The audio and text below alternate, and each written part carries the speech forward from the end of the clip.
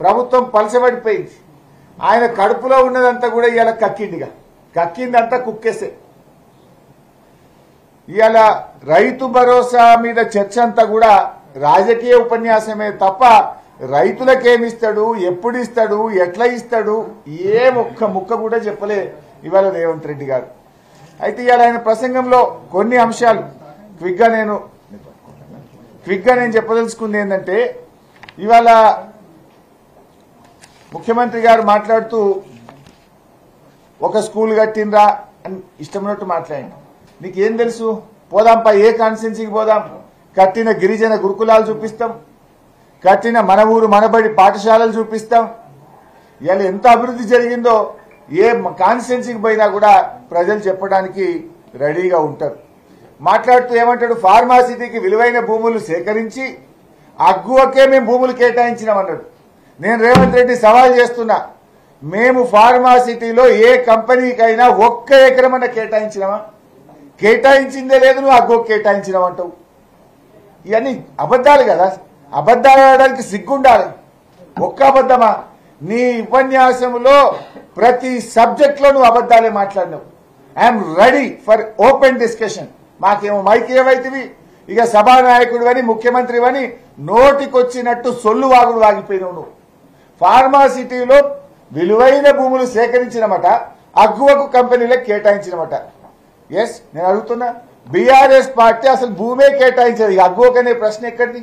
కేటాయిస్తే ఎవరికి కేటాయించినాం, అగ్గువకి ఇస్తే ఎంత అగ్గువకి ఇచ్చినామో చెప్పు ముఖ్యమంత్రి నువ్వు.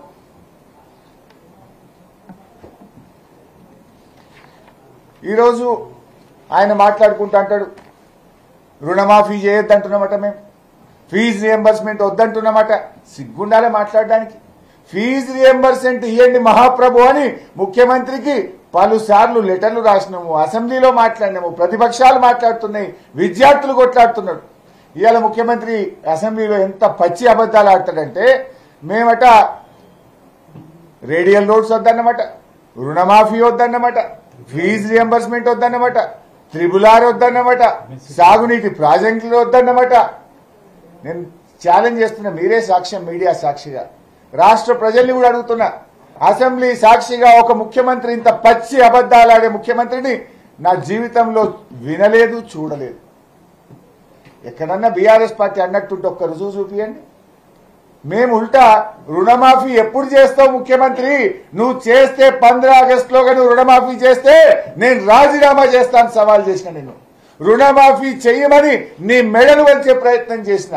రుణమాఫీ చేస్తావా చేయవా నీ సంగతి ఏందో బల్ల గుద్ది అసెంబ్లీలో నిన్ను ప్రశ్నించిన.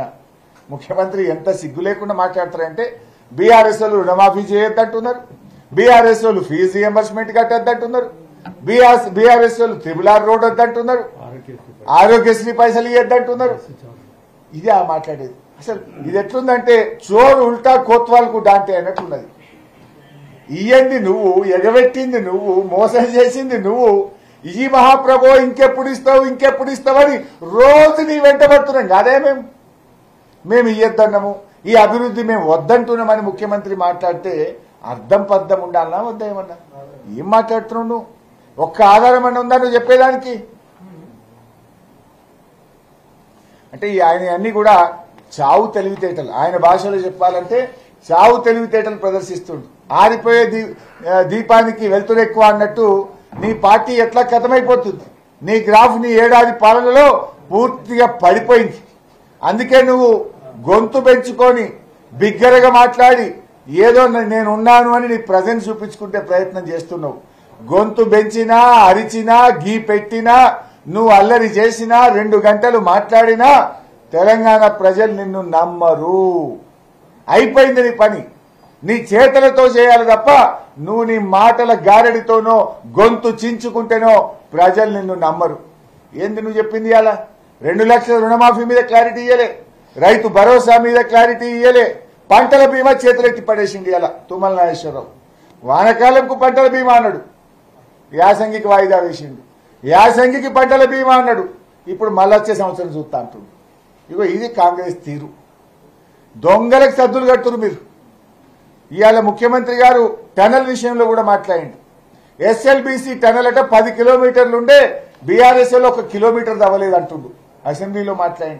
I'm challenging the chief minister as irrigation minister గారి పనిచేసిన కనుక బీఆర్ఎస్ ప్రభుత్వ హయాంలో మేము దాదాపు 11 కిలోమీటర్లకు పైగా బీఆర్ఎస్ హయాంలో మేము తవ్వాం టనల్.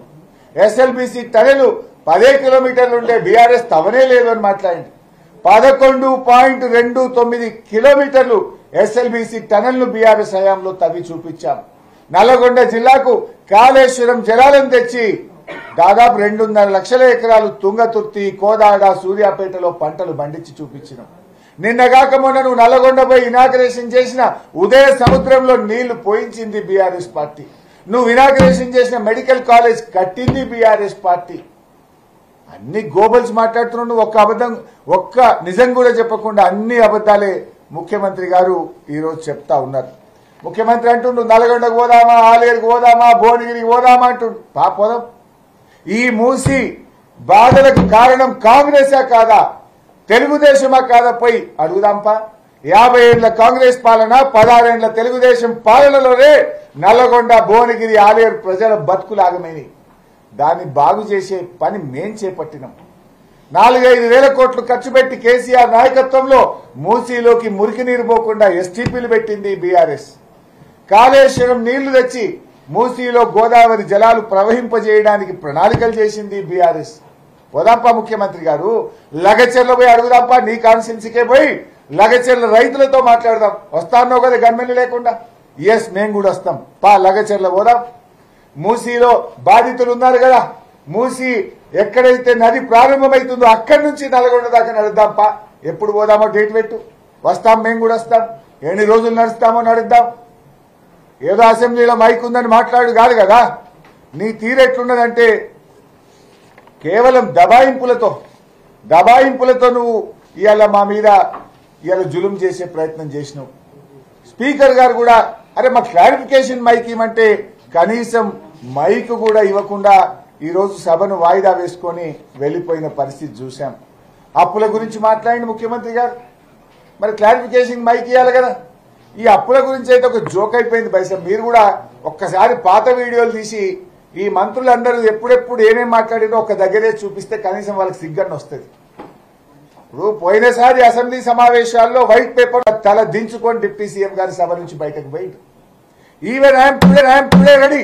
4-17 బీఆర్ఎస్ చేసినప్పుడు మీరేదో ఇలా వారసత్వంగా 72,000 కోట్ల అప్పు వచ్చి ఇంకా పెండింగ్ ఉందని నేను చెప్పిన అసెంబ్లీలో. అది 72,000 కాదు కదా. 72,000 అప్పు మీరు గవర్నమెంట్ తీసుకున్న నాడు కూడా పాత కాంగ్రెస్ గవర్నమెంట్ చేసిన అప్పు ఇంకా 72,000. అది 11,000 కార్పొరేషన్లు అంటే 83,000 ఉన్నది. కాంగ్రెస్ ప్రభుత్వం వచ్చినాక డిసెంబర్ 7 నుంచి మార్చి 31 దాకా చేసిన 15,000 ఉంది. ఇదే 1,00,000 కోట్లు. ఇవేమి కలపడంలా ఈ 72,000 ఇవాళ ఉన్నది. మీరు మళ్ళీ 10 ఏళ్ల తర్వాత కాంగ్రెస్ గవర్నమెంట్ వచ్చినాక కూడా 72,000 ఉంది. మధ్యలో 10 ఏళ్లలో పాత కాంగ్రెస్ గవర్నమెంట్ వారసత్వంగా ఇచ్చిన అప్పుకు మిత్తిలకు 3 లక్షల కోట్లు కట్టినాం. మరి మేము 3 లక్షల కోట్ల అప్పు గత కాంగ్రెస్ ప్రభుత్వం వారసత్వంగా ఇచ్చిన అప్పు మేము కట్టుకుంటూనే అన్ని కార్యక్రమాలు చేసినాం. రైతు బంధు ఇచ్చినాం, రైతు బీమా ఇచ్చినాం, 2,000 పెన్షన్ ఇచ్చినాం, కళ్యాణ లక్ష్మి ఇచ్చినాం, కేసీఆర్ కిట్ ఇచ్చినాం, ప్రాజెక్టులు కట్టినాం, మంచినీళ్లు ఇచ్చినాం, సబ్ స్టేషన్లు కట్టినాం, 24 గంటలకు కరెంట్ ఇచ్చినాం. నీ లెక్క అప్పులని చెప్పి ఎన్నికల్లో ఇచ్చిన హామీలు ఎగ్గొట్టే ప్రయత్నం చేయలేదు రేవంత్ రెడ్డి. మేము కూడా గతంలో వారసత్వంగా వచ్చిన అప్పు మా 9.5 సంవత్సరాల్లో 3 లక్షల కోట్ల అప్పు కట్టినాం, అభివృద్ధి పనులు కొనసాగించినాం. నీకు చేతగాక ప్రజలను ముందుకు పోలేక మా మీద అబద్దాలు చెప్పి తప్పించుకోవాలని ప్రయత్నం చేస్తే ఇచ్చిపెట్టాం.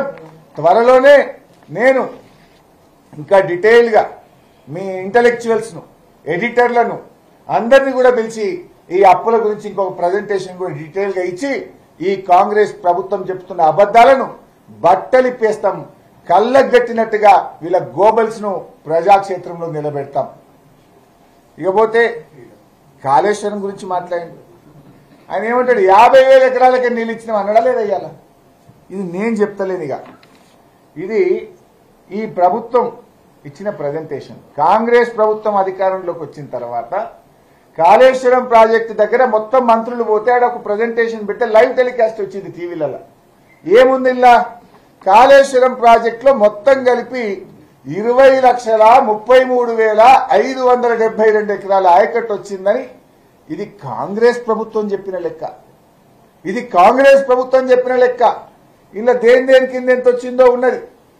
కాలువల కింద 98,571 ఎకరాలు, కొత్తగా చెరువులు నింపడం ద్వారా 39,146 ఎకరాలు, 2,143 ఎంఐ ట్యాంకుల కింద 1,67,000 ఎకరాలు, స్థిరీకరణ కింద 17 లక్షల ఎకరాలు, అదేవిధంగా కూడవెల్లి హల్దీవాగు చెక్ డ్యాంల కింద 21,000 ఎకరాలు, మొత్తం 20,33,000 ఎకరాలకు కాళేశ్వరం కింద ఆయకట్టు వచ్చిందని నీ ప్రభుత్వం ప్రజెంటేషన్లోనే ఉంది.